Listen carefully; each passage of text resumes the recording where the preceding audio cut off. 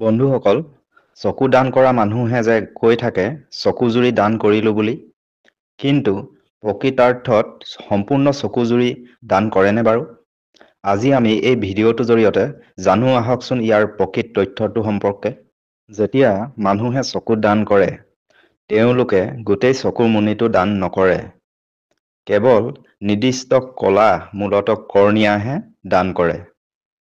এই কৰ্ণিয়া অন্য ব্যক্তিৰ প্ৰতিস্থাপন আৰু চিকিৎসাৰ উদ্দেশ্যে ব্যৱহাৰ কৰা হয়।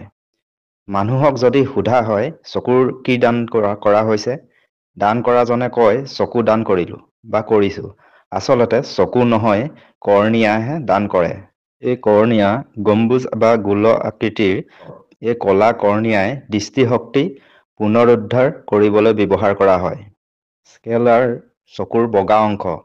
ইয়াক পুনৰ গঠনমূলক অস্ত্ৰোপচাৰত ব্যৱহাৰ কৰিব পাৰি, যেনে চকুৰ আঘাত বা গ্ল'কমাৰ পদ্ধতি মেৰামতি কৰা হয়। বন্ধুসকল, গোটেই চকুটো কিয় দান নহয় বাৰু জানেনে? কাৰণ গোটেই চকুৰ মণিটোত কেতিয়াও প্ৰতিস্থাপন কৰা নহয়। কাৰণ ৰেটিনা আৰু অপ্টিক নাৰ্ভ চকুৰ লগত জড়িত হৈ থকা অসংখ্য নাৰ্ভসমূহ মগজুৰ লগত সংযোগ কৰিব নোৱাৰি। কাৰণ অসংখ্য নাৰ্ভ থাকে, যিহেতু মগজুৰ লগত সংযুক্ত হৈ থাকে, সেই সকলো নাৰ্ভ মগজুৰ লগত সংযোগ কৰাটো ইমান সহজ নহয়। কিন্তু কৰ্ণিয়া অস্ত্ৰোপচাৰত প্ৰয়োগ কৰিব পাৰি। কৰ্ণিয়া দানৰ বিষয়ে কেইটামান মূল তথ্য। এজন দাতাই 10 জনলৈকে সহায় কৰিব পাৰে। দুটা কৰ্ণিয়াই দুজন গ্ৰাহকৰ বাবে দৃষ্টি পুনৰুদ্ধাৰ কৰিব পাৰে। মানুহৰ বয়সৰ কোনো নিষেধাজ্ঞা নাই। কেঁচুৱা বা বৃদ্ধ ব্যক্তিয়েও কৰ্ণিয়া দান কৰিব পাৰে, যদিহে কলাটো স্বাস্থ্যকৰ হয়। মানুহৰ কিছুমান ভুল ধাৰণা কয় যে অন্ধ মানুহে দান কৰিব নোৱাৰে। আচলতে তেনে কোনো কথা নাই।